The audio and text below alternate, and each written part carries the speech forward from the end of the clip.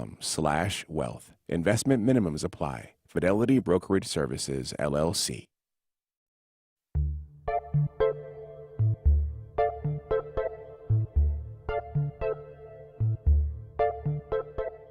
Support for First Coast Connect is provided in part by Baptist Health and North Florida TPO.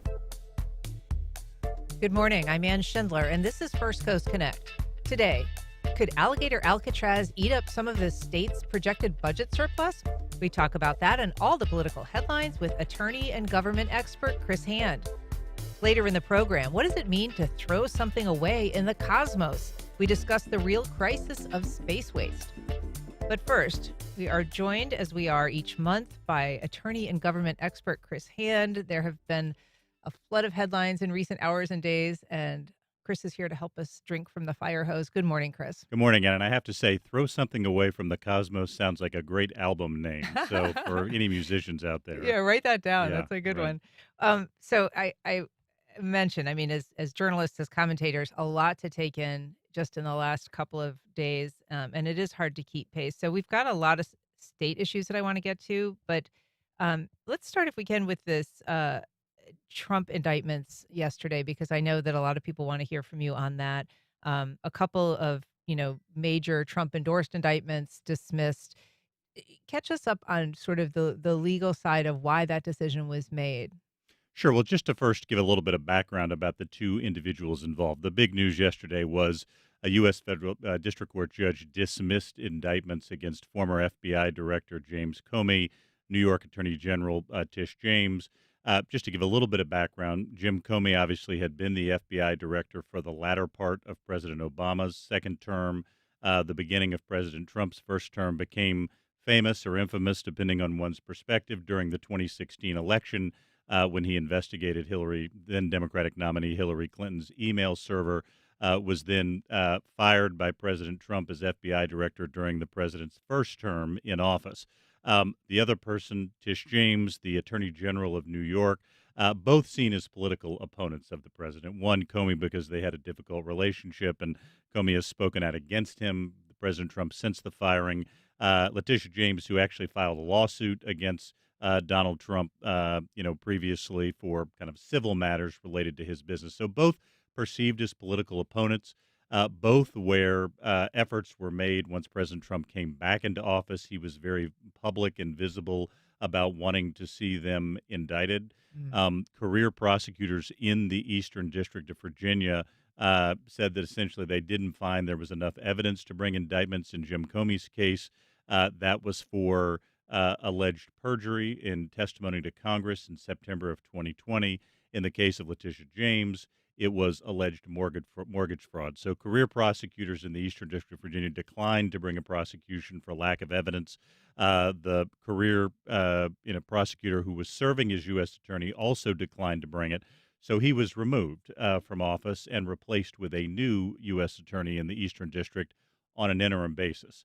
That new U.S. attorney was able to secure indictments against former FBI Director Comey and Attorney General James. But yesterday, those were dismissed, and they were dismissed on the grounds that under the law, Ann, a president can appoint an interim U.S. attorney for a certain period of time, 120 days under the law, but then cannot just continually repeat, appointing successive interim U.S. attorneys. That way, otherwise, you'd kind of get around the requirement that the Senate has to confirm a nominee for U.S. attorney. So the court ruled that the second U.S. attorney, who had been appointed by the Justice Department, her appointment was invalid. Therefore, the indictments were invalid and dismissed them without prejudice. What that means is it is conceivable the Justice Department could bring those charges again, but for now they have been dismissed. And that attorney that you're referencing is Lindsay Halligan. And this, she has also been the subject of very serious questions from a federal judge involved, wondering whether she has not just, whether the appointment was correct, but whether her actions have been legally sound in terms of how she brought the indictment, whether the grand jurors actually saw the full indictment that she, has attributed to them, that basically some of the elements of that indictment changed in a significant way. The New York Times described this hearing before the federal district court judge in Alexandria, Virginia, as excruciatingly awkward. Basically, this judge calling Halligan on the carpet, essentially, about how she conducted herself and whether it was legally sound. Well, there are a lot of questions about, there are very strict protocols involved and during criminal indictments, particularly at the federal level, because obviously there are questions of guilt and innocence here. And it's, in the interests of the U.S. government to follow those protocols because they want to make sure that if an indictment actually comes to a trial situation, there aren't procedural flaws that might prevent the government from moving forward. A lot of questions about that, whether the grand jury that was convened ultimately approved the indictment that was ultimately brought, whether a sufficient number of people signed off on the indictment. Typically, in these cases, you have multiple prosecutors involved in this process. In this case, she was the only one who was involved in this case. So there are a lot of questions about that. But obviously now the indictment has been dismissed, and we'll have to see. The Trump administration has said they plan to appeal, but we'll have to see whether that appeal is successful, number one, or if they attempt to bring the indictments again, they can do that, particularly in the case of former FBI Director Comey. That indictment was brought in September of 2025. There is a 5-year statute of limitations under federal law for charges of perjury, meaning that after those 5 years has elapsed, one can no longer bring those charges. I am sure the Comey legal team will now argue that since that indictment has been dismissed and the 5 years has lapsed, the federal government no longer has the right to bring charges against him. Point is, we're going to continue to see a lot of litigation about these indictments going forward. But for now, the charges have been dismissed against former FBI Director Jim Comey and New York Attorney General Tish James. And just one of those concerns was the timetable that Lindsay Halligan had before she introduced these indictments. I mean, she basically was appointed. She was the former personal attorney for the president.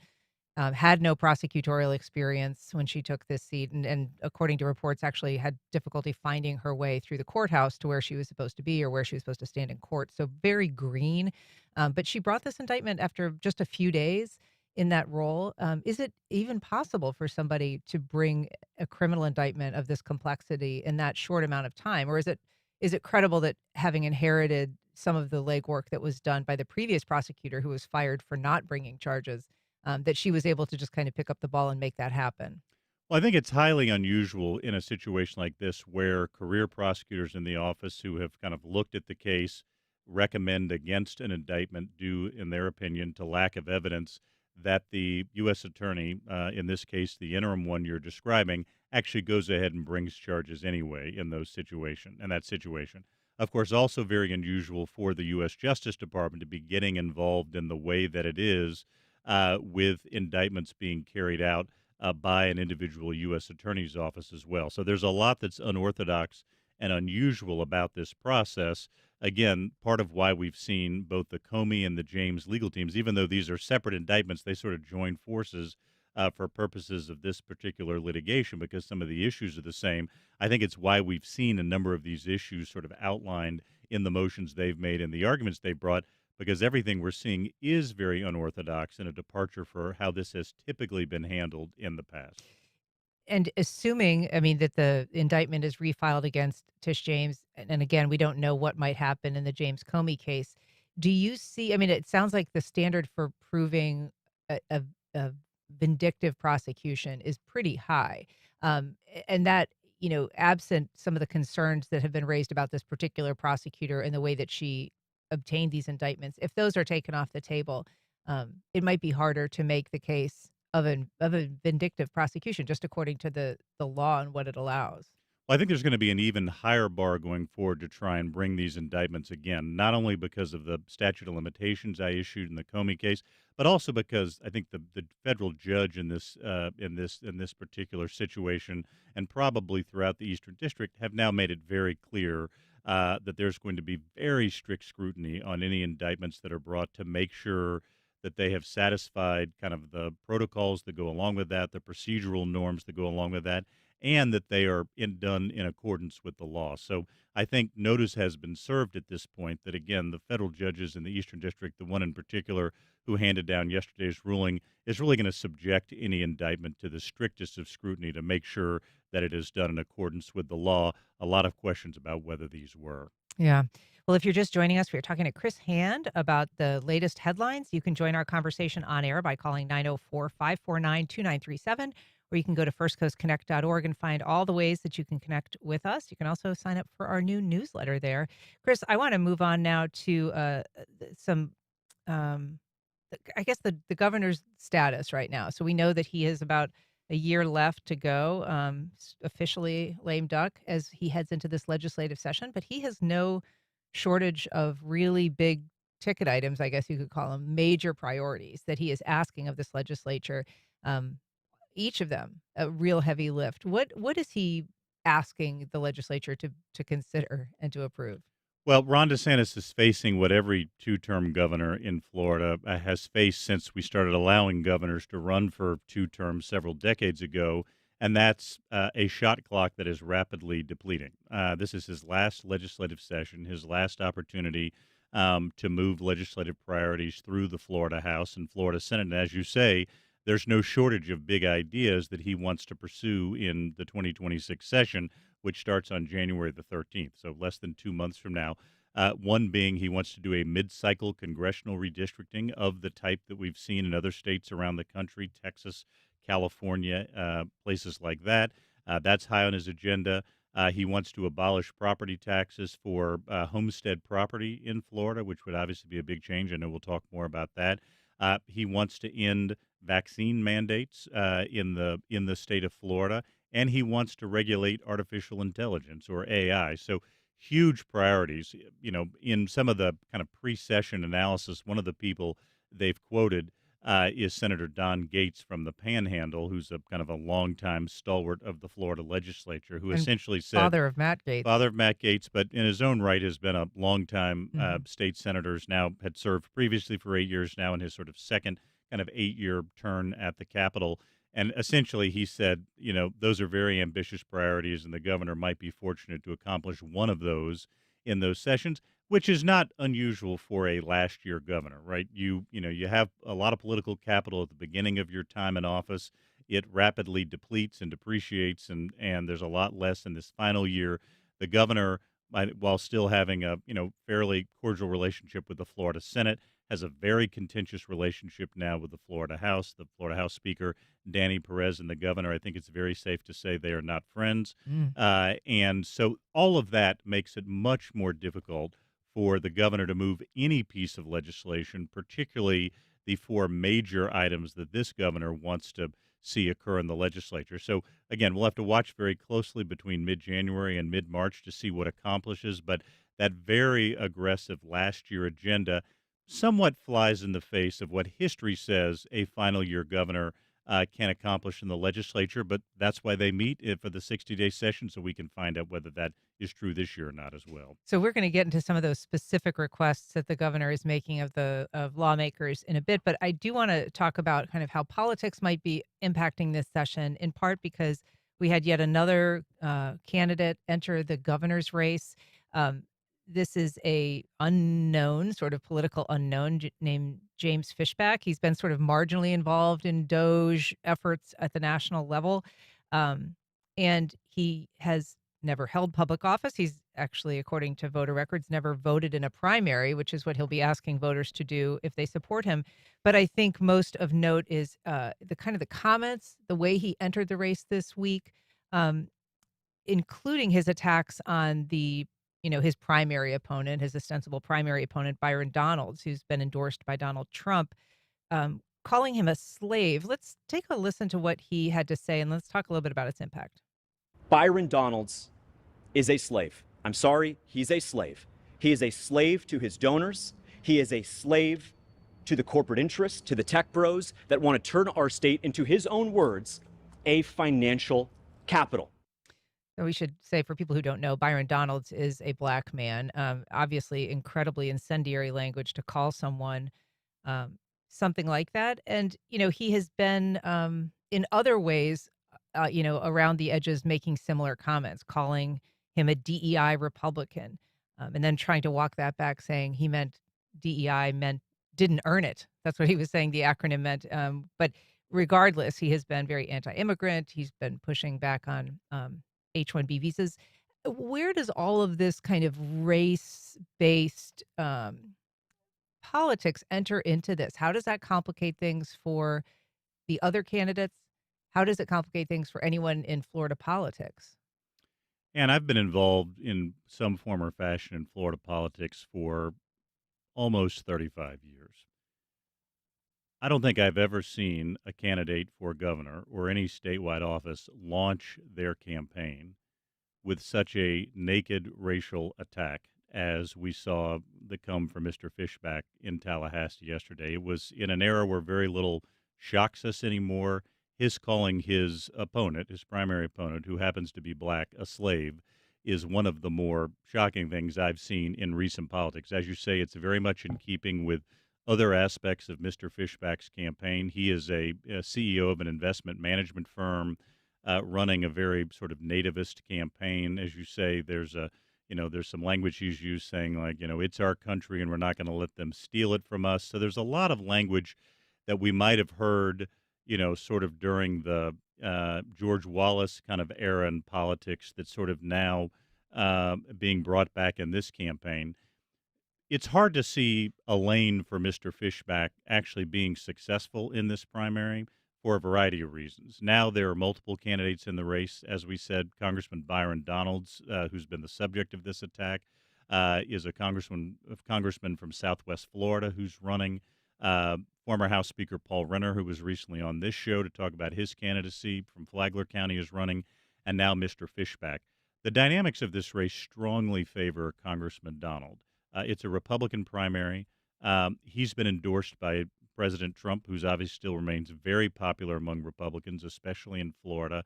In a multi-candidate field, that endorsement is particularly powerful because no one has to win an outright majority to win the primary, just a plurality.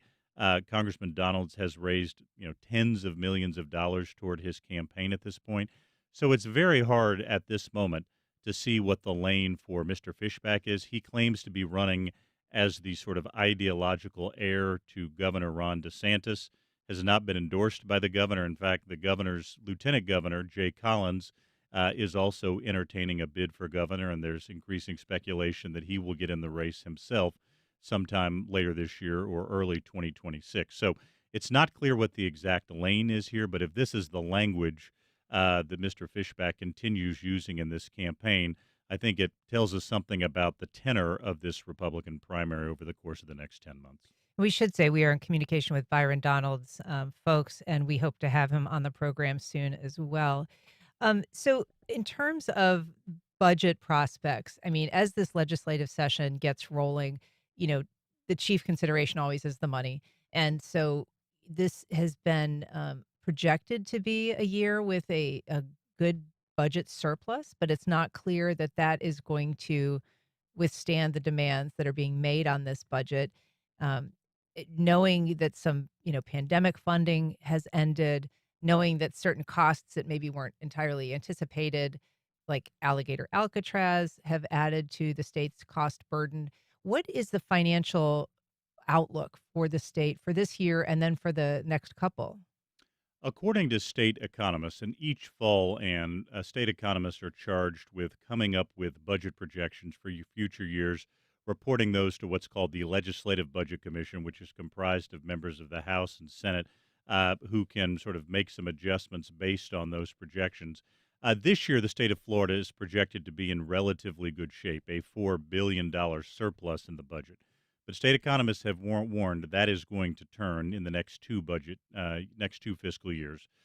For the 2026, 2027 budget year, the state is projected to run a deficit of $1.5 billion.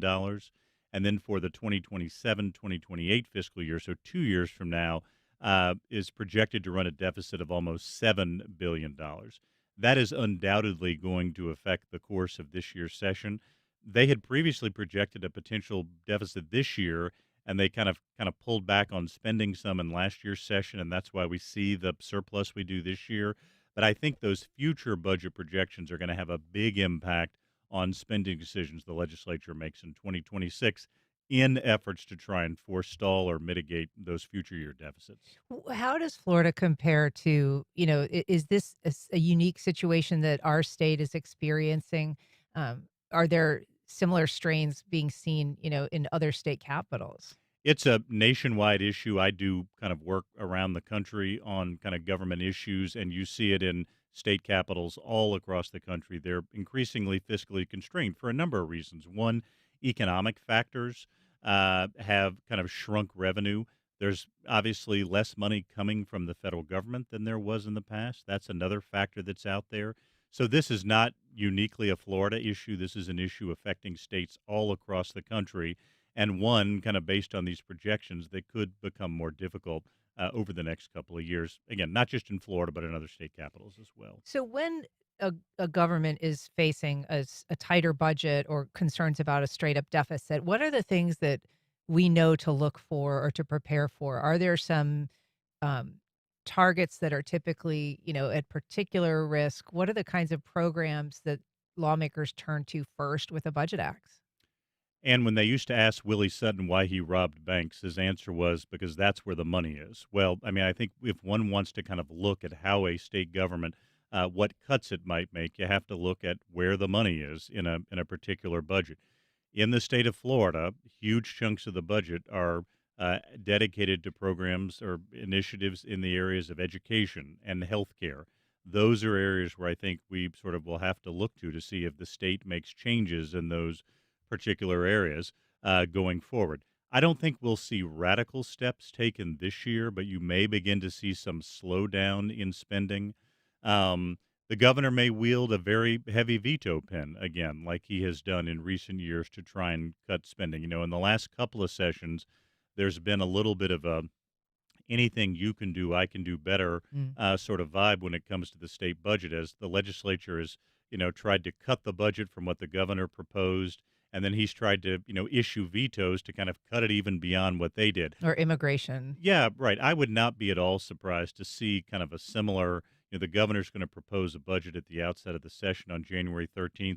I would not be at all surprised to see the legislature come back with a budget that spends even less, and then the governor, wield a very heavy veto pen, after the session's over. We mentioned, the pandemic funding, the end of that, and that is going to be impacting state governments and city governments around the country. But in Florida, there's this sort of balance. There has been this effort and this pride in luring more people to the state. A lot of those people have been older people, a lot of boomers moving to the state. And so you have this population that's booming. And so presumably with that comes, some dollars, property taxes that may be additional revenues. But they're also a senior population, and that can be costly as well. And so this is a state that is proud of growing, and this governor has also made that a real, he's planted the flag on bringing people from other states. But does that matter that some of them are going to be perhaps more dependent on the system when it comes to things like healthcare? Certainly, probably less for education, but more as a cost deficit for the state. I think an even bigger factor, Ann, is that what we don't have any longer in Florida is just people moving in and nobody moving out, right? That it's just sort of unchecked growth. I think particularly because of a variety of issues, whether that's sort of weather and sort of hurricanes, whether that's cost pressures. Florida did not used to be as costly as it is on items like like homeowners insurance, just general cost of living, cost of housing. That has driven a number of people out of the state as well. So again, if you used to look at the sort of credits and debits of Florida's population growth, everything was in the credits column as people just sort of moved in. And obviously, as you say, a number of people are still moving in. But I think one thing that's different about the modern era is you also have a number of people who are relocating because of a variety of factors, including some of the ones I've mentioned. So it's no longer a situation where growth can truly sort of pay for itself. There's so many different sort of fiscal pressures that the state has to look at a variety of kind of efforts to try and make sure they can balance the budget. Yeah, that's a great observation. We're talking to Chris Hand about the latest state, federal, and local political headlines. You can give us a call. We would love to hear from you. You can reach us at 904-549-2937, or you can go to firstcoastconnect.com and find all the ways to connect with us. We've got a couple of comments I want to touch on. One from Ricardo. He emailed Fishback. This is the candidate that declared for governor. Fishback is just another Republican troll. Be outlandish and or offensive is the new motto that will get you notoriety. Then he says, just ask the lady proposing Trump County, Anastasia Island, all the way to Daytona. Nonsense, but got national coverage.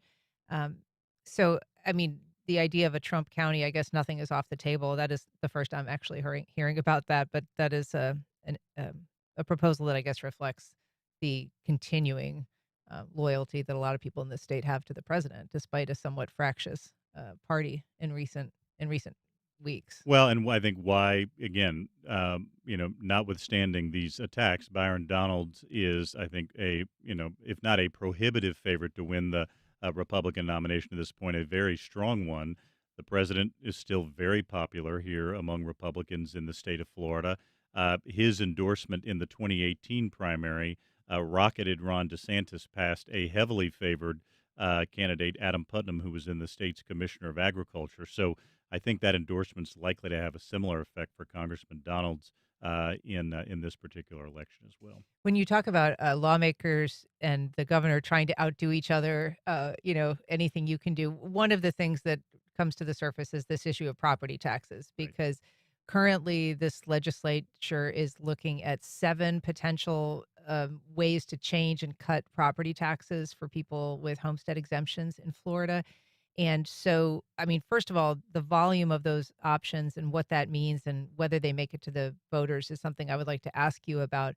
But chiefly, the issue of property taxes is also going to cost this budget no small thing. And so, what is the thinking behind, what is the general rationale behind the push to eliminate or cut back property taxes?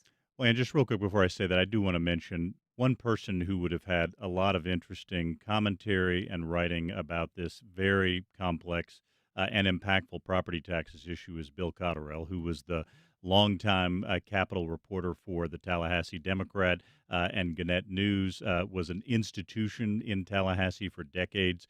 I'm one of the lucky people who had the privilege to work with Bill from time to time, when I was involved in kind of government and in politics. Bill very sadly died yesterday at the age of 82. So one huge deficit we will see in the 2026 legislature is the absence of Bill Cotterell, who just cast a huge shadow and had a huge impact. So I did just want to mention that to our listeners who follow the process. Incredibly incisive columnist and writer. Incredible. And Bill has sadly passed away. But he would have had a lot to say and write about this complex property tax issue because it's going to be the dominant issue in the 2026 legislature. It is, ironically, one issue where Governor Ron DeSantis and State House Speaker Daniel Perez appear to agree that there should be some action on it. Beyond that top-line agreement that they should do that on property taxes, though, a bunch of disagreements start at that point. The governor has, generally called for an abolition of all property taxes in the state of Florida, something that would have a, devastating impact, particularly on local governments and school districts. The Florida Policy Institute has sort of estimated that if the state of Florida abolished property taxes overall, which requires a constitutional amendment, local governments would lose about $50 billion in revenue that goes directly to core services, things like police, fire, parks, public works, that sort of thing. It looks like that proposal to completely abolish property taxes is not where this debate is going. So the governor has now sort of pivoted and said that, well, instead what we should do is abolish property taxes on homestead property, property that people use as their primary homes for which they're getting a homestead exemption. Just to put that in some context, right now we have about a $2 billion budget in the city of Jacksonville, and if you were to abolish property taxes on homestead property, the city would lose $400 million in revenue. So 20%, 1/5 of its budget would disappear. So this is a very controversial issue. The governor has, while he said he wants to abolish property taxes on homestead, has not actually put forward a specific proposal or constitutional amendment on that. The House of Representatives has. They had a very large committee dealing with a variety of these issues, and they actually came out with 7 different legislative items that would presumably go on the ballot as constitutional amendments for potentially for the voters to choose between. They all surround it, all approach it in a little bit different way, but all surround the theme of abolishing property taxes on homestead property, but exempting schools. Right now, when you get your property tax bill, there's an amount. If you live here, for example, in Jacksonville, there's an amount that is allocated to the city of Jacksonville. There's also an amount that's allocated to the Duval County Public Schools. The schools portion would be unaffected by the property tax changes under most of these proposals. And also under most of these proposals, local governments would be prohibited from lowering the amount of funding provided to law enforcement just because of these property tax changes. So um, this is going to be a very controversial issue. As you can imagine, this is receiving a very staunch opposition from city and county governments around the state. Property taxes are a pretty crucial funding source for some of these core priorities we've talked about, and this is going to be the dominant issue in the 2026 legislature. There's some heightened standards here. In order to put an amendment on the ballot, it has to pass both houses, or amendments, I should say, since there are a variety being proposed. Both the Senate and the House have to pass that amendment with 60%, not just a simple majority. And then, if they get on the ballot, voters then have to pass an amendment by 60% of the vote as well. And as we know from some recent University of North Florida polling, Professor Michael Bender was on your show talking about this. Right now, voters are not there. The support for abolishing property taxes is in the high 40s. Not yet in the 60% range that would be required.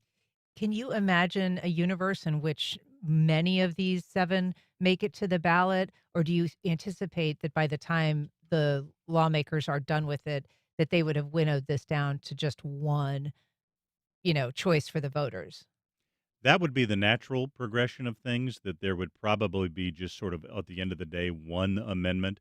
There's going to have to be a lot of negotiation between the Senate and the House over this particular issue, which amendment ultimately goes to the ballot. Of course, the governor is at some point probably going to propose a specific initiative of his own on that regard. So I would be surprised if after all this back and forth, there isn't some negotiation that ends up putting a single proposed constitutional amendment on the ballot as opposed to 7 of them. I mean, as you say, the governor hasn't yet proposed his own idea. He has been very critical of the ideas that have been put forth, calling them milquetoast. Um, and, the some response to that, including from Perez, has said, well, if he's calling this milquetoast, essentially he must be looking at cutting school taxes, because that's really the only sacred cow that hasn't been touched in terms of spending that would be preserved, even if they cut property taxes. That would be the only wiggle room left in terms of a more substantial property tax cut. Can you imagine this governor taking on property taxes that go to schools? I think that would be fraught with political risk, and which is why you don't see it in any of the bills that the House has recommended, that they very specifically tried to protect schools and tried to protect law enforcement from the impacts of some of these potential property tax changes. So it would be very surprising if the governor tried to go beyond that. Also, because the alternatives to help fund some of these, initiatives that would have to be cut at the local level are things like raising sales taxes. Some of the analysis that's been done and says to make up for the loss in revenue that would come from abolishing property taxes for just on homestead properties, the state would have to raise its sales tax from 6% to almost 9%. So that's a massive 33% increase in the sales tax. Do any of these proposals, include a replacement, in terms of what would take the place of this money? They don't, because remember, a lot of this impact would be felt at the local level. I mean, the replacement funding would have to come in from local and state governments, and local governments from around the state, I should say, are looking at a variety of options that they might have to go to in the event that the property tax is abolished. That could be user fees.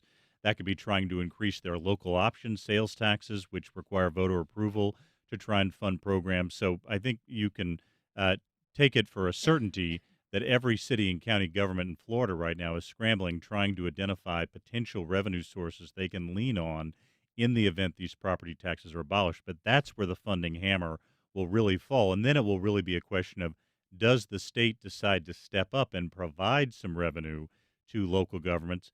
There are a limited number of ways they could do that. One would be increasing Florida's sales tax to generate more state revenue, so that revenue can then be directed to local governments. So, the first half of this effort is, can they agree on something with property taxes? And if so, can it go on the ballot and will voters approve it? But the second part's going to be, if voters do approve it, how does the state help backfill some of those gaps in funding so that core local government services don't go away? Don't straight up collapse. And we know that some governments say that there is no way to replace that money without a huge increase in some other source of revenue. Particularly in Florida's many rural counties, for whom, I mean, this would be a fiscal emergency for any of the 67 counties. It would be a five-alarm fiscal emergency for most of the rural counties who are very revenue constrained to begin with. Yeah, I know that the commissioner in Bartow, a city commissioner there, said that there's no scenario where we remove a large portion of revenue source and keep the same services. They would just have to raise taxes on something else. We've got a call from Tom on the west side. Good morning, Tom. Go ahead. Good morning to y'all, too. My question is this. Why not just institute simple means testing of the homeowners to make sure that no one's falling into debt just because of property taxes, but yet everyone is going to be paying something in to keep Florida running? Well, first of all, Chris, can you explain for people who may not know what means testing would be for a property tax assessment, and whether that's something that would actually be a real consideration of this legislature? I don't think that's likely to happen for a variety of reasons. One, I think it would be sort of difficult to establish. Means testing means kind of making property taxes contingent on income, kind of what your income is. I think that would be challenging to kind of both set up and then administer, also challenging to put that in the state constitution, which is where kind of it would have to go in order to do that. And I think also unlikely that this particular legislature would institute some sort of means testing kind of issue. Again, it just adds further complication to the issue. And again, as I say, there are some potential sort of administrative kind of challenges with that. Where you tend to see, kind of, means testing proposals are things that actually are kind of income driven. So over the years, there's been discussion about kind of making, there's certain federal programs and state programs right now where one is not eligible if they make above a certain amount of income. Medicaid, for example, the state healthcare program, that is means tested in the sense that only people below a certain income level are eligible for that program. I think means testing is easier to administer with those kinds of benefit programs, much harder with something like property taxes, both from an administrative standpoint and from an implementation standpoint. We've got a question from Scott on Facebook, I think asking back to the gubernatorial candidate's position, but asking, what about H-1B visas? Do we truly have the workers to fill those jobs if those, go away or become, as our president is proposing, become just much more expensive? There's going to be a lot of debate about that. Again, the H-1B visa program has been in place for decades in the United States, largely used by companies in situations where they don't feel like they have an adequate supply of workers in this country and sort of will try to recruit those from other parts of the world to help fill some of those jobs. There's now a lot of debate about whether that program might go away. The federal government sort of made some comments about that, taken some steps in the direction of trying to curb the H-1B visa program, although the president's also made some public comments suggesting that he sees the need for it in certain situations. The governor has now come out and said that he doesn't want state universities making any use of the H-1B program and filling some of their jobs with foreign employees. And so that's going to be a big discussion in the governor's race as well, because as sort of part and parcel of some of the campaign rhetoric we've talked about, Mr. Fishback and some others are trying to turn the H-1B issue and make that an attack on Byron Donalds and maybe others in the field as well. So we're going to hear a lot more about that issue, even though we think of H-1B as a federal program and an issue, which it is. It's kind of administered and regulated by the federal government. It's obviously going to be an issue in state government for the next year.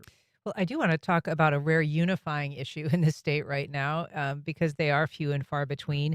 But this is one that is hugely unpopular for a lot of people in the state: offshore drilling. So this is a proposal from the president that would essentially allow drilling in the eastern Gulf of Mexico and federal waters in that area, potentially as soon as 2027.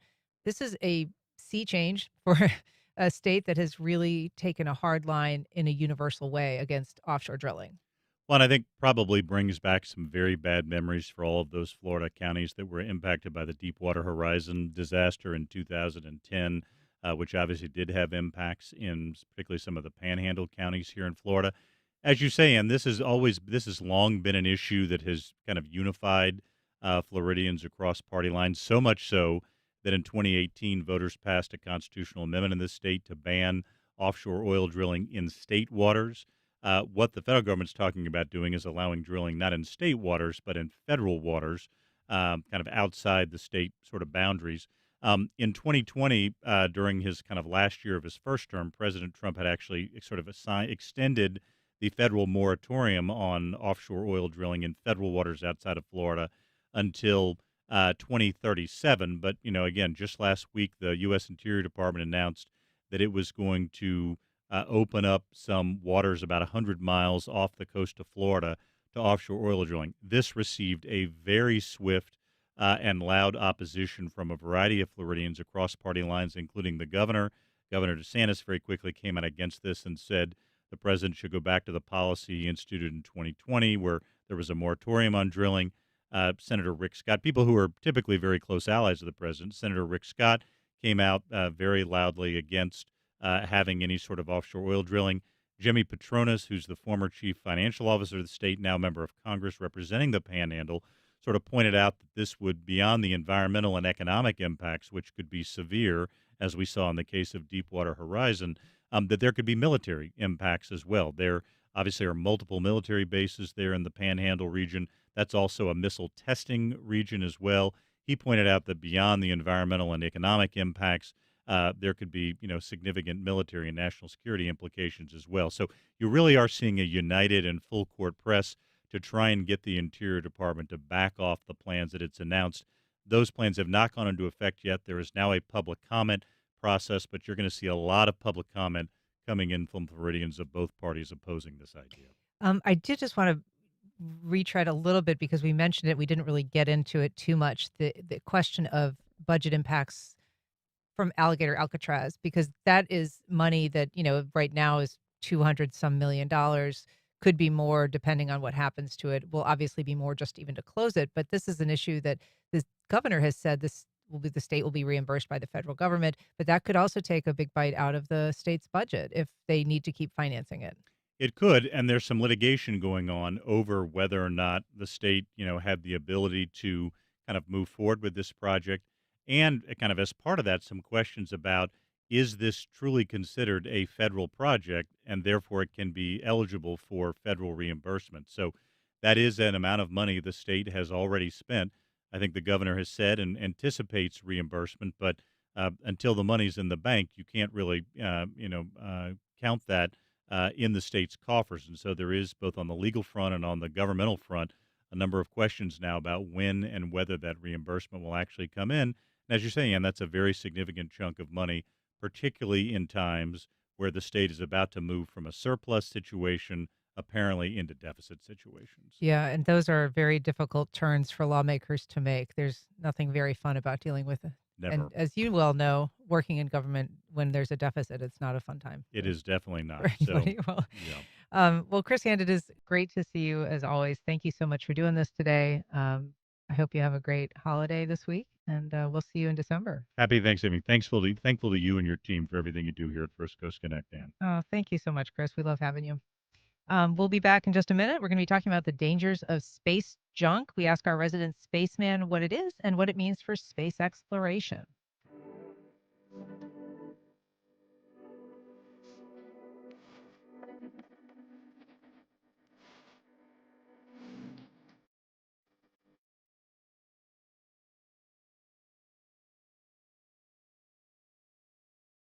The Fort Mose Jazz and Blues Series returns this February with 2 weekends of music featuring Gary Clark Jr., Ladisi, the Robert Cray Band, Don Was, Samara Joy, and more. Tickets and information available at discoverfortmose.com.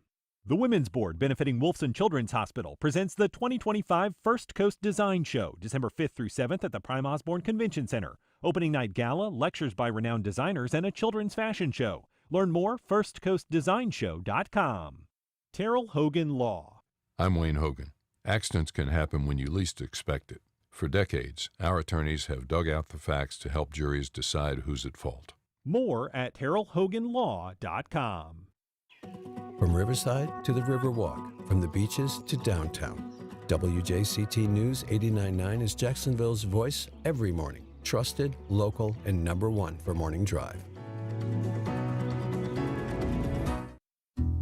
The global internet is actually powered by hundreds of thin cables along the ocean floor, thanks to one man's quest to create the first transatlantic cable over 100 years ago. If you look at a present-day cable map of the world, and you look at the 1902 cable map of the world, you will see those cables are on exactly the same routes. I'm Juana Summers, the origins of today's World Wide Web, on All Things Considered from NPR News. Starting at 4 on WJCT News 89.9. Small businesses employ more than 40% of the U.S. workforce, but they're facing uncertainty driven by tariffs that push up import costs, high interest rates on loans, immigration policy changing access to labor, and more. Now consumers say they plan to spend less this holiday season than in previous years. We check in on the health of small businesses next time on 1A. Today, starting at 10 on WJCT News 89.9.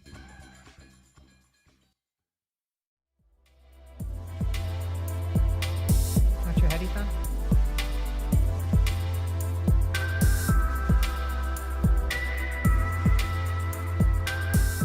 Welcome back.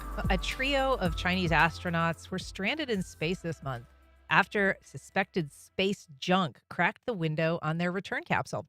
Here to discuss the hazards of space debris is Eddie Whistler, Director of Planetarium and Outreach at the Museum of Science and History, and our resident spaceman. Space person, I am. Space person. Sorry. Spaceman, yeah, no, okay, that's fine. You were the correcting spaceman me. kind of makes it sound like I go to space. I want zero to do with actual visitation. Yeah, you're out there enough just being here. Yeah. I'll be frank. And not only that, motion sickness and things like that with me. Little I'm all right. Dramamine. I just let my brain go there. You'd be fine, man. It'll be okay. Okay, well then now I'm going. Okay.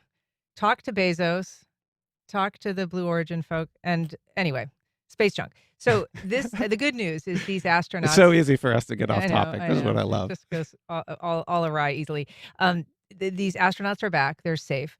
But this was a bit of a pickle that they were in. Yeah. They're heading out to space and slam into probably a very small piece, relatively speaking, of space junk.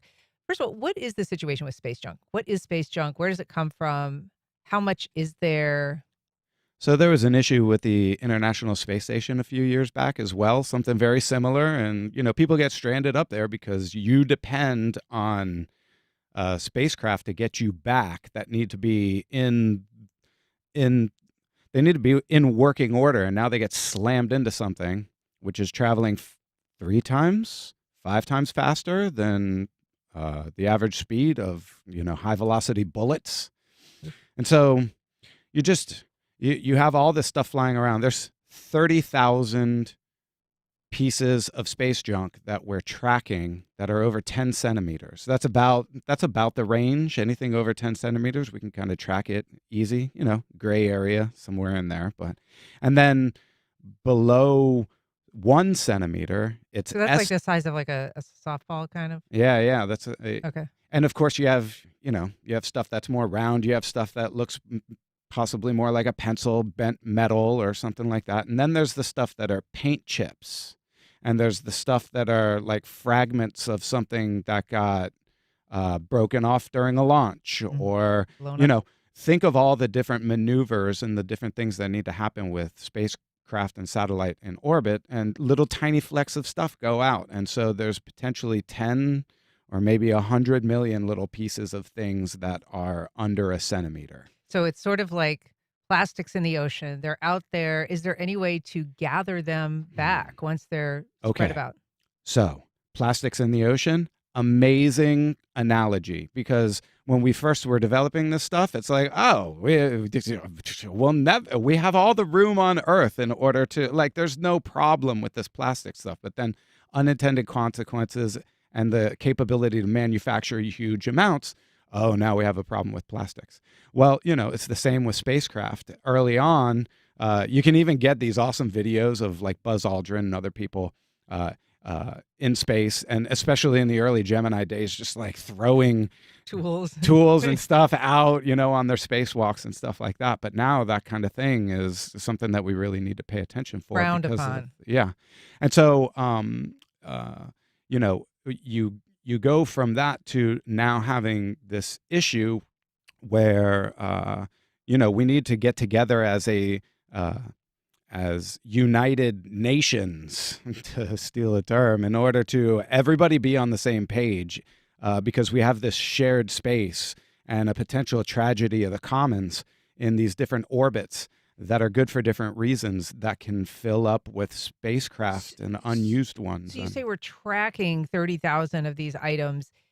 So we're just watching them move, and then when we're launching, we're trying to make sure there's like a big enough hole in the space that we're not going to get struck by something. I mean, is that kind of the calculation? So I imagine, I don't know how much of that goes into launch windows, but if it's not there yet, you can imagine a place that gets too filthy, that you do need to consider it. So I don't know the level at which launches, but satellites and materials that are already functioning and in space, we're tracking the dead pieces, and maneuvers need to be made by those spacecraft if they know that they will be too close to some of these other things that are being tracked. Well, Does that make sense? Yeah, I mean, and I think we just celebrated, we received notice that there was the 100th launch that SpaceX did this year so far.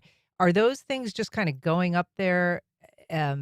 Is there any way to bring them back? Things like satellites, or do those just kind of self-dispose and fall out of the sky, or what happens to them? There's layers to this. So the lower it is, it could take maybe a decade, and that thing would fall through and burn up in the atmosphere on its own. So the lower that it is in altitude, in orbit, the quicker it will do itself in. But the medium Earth orbit, now we're talking about something that's not going to deorbit for centuries or even thousands of years on its own. And so that stuff is up there for good. And the more the launches, the more the little bits of debris. But we can take steps when building these things to have it in the design that it stays together and doesn't put off. And of course, we don't trash things on purpose. Right. Pick up your junk, people. Eddie Pick Whistler, up your junk. it's nice to have you here. Thanks for doing this. So much fun. Happy holiday. And that's our program. Thanks for listening.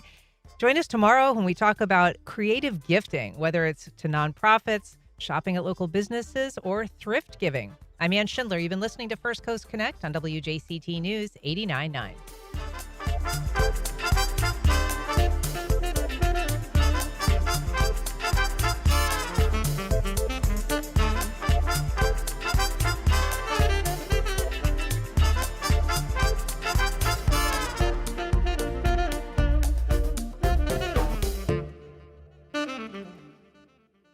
Support for First Coast Connect is provided by Baptist Health and the North Florida TPO. The North Florida TPO is committed to shaping our transportation future. We're focused on planning, funding, clean fuels, and new technologies for a vibrant, connected community. Learn more at northfloridatpo.com. Baptist Health is a proud supporter of First Coast Connect. Baptist Health, committed to building a healthier community for all of us.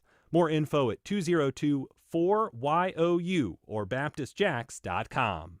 The Fort Mose Jazz and Blues Series returns this February with 2 weekends of music featuring Gary Clark Jr., Ladisi, the Robert Cray Band, Don Was, Samara Joy, and more. Tickets and information available at discoverfortmose.com.